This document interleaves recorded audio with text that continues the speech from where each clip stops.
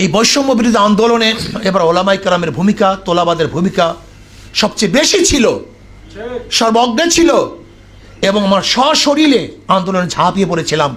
কাজে আমি বৈষম্য বিরোধী আন্দোলনের সমস্ত সাথীদেরকে বলবো, যারা আন্দোলনে অংশগ্রহণ করেছেন, পরামর্শের সময় আমাদেরকে বাদ দিয়ে যেন কোনো পরামর্শ না করা হয়। আর একটা কথা মনে রাখতে হবে, এই আন্দোলন শুধু ছাত্ররাই অংশগ্রহণ করে নাই। এক সময় ছাত্রদের দাবি ছিল, পরবর্তীতে এই দাবি গণ দাবিতে পরিণত হয়েছিল।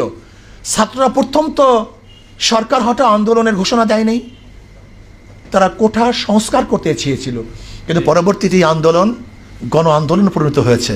কাজে গণমানুষের সাথে পরামর্শ ছাড়া, ওলামায়ে কেরামের সাথে পরামর্শ ছাড়া এই আন্দোলনে আমরা যে সম্পৃক্ততা ছিলাম, আপনি চিন্তাও করতে পারবেন না।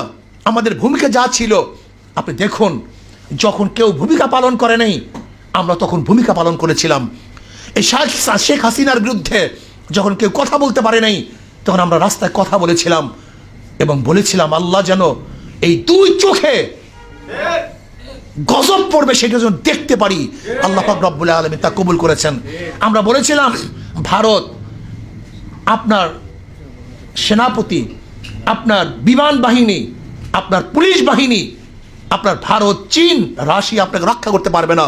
আল্লাহ পাক রব্বুল আলামিন স্বচক্ষে তা দেখিয়ে নিয়েছেন। এখন আল্লাহর কাছে দোয়া করি, আল্লাহ যেন এই দুই চোখে ইসলামের হুকুমতও দেখান। আল্লাহ আমাকে এবং আমাদের সবাইকে কবুল করে নেন।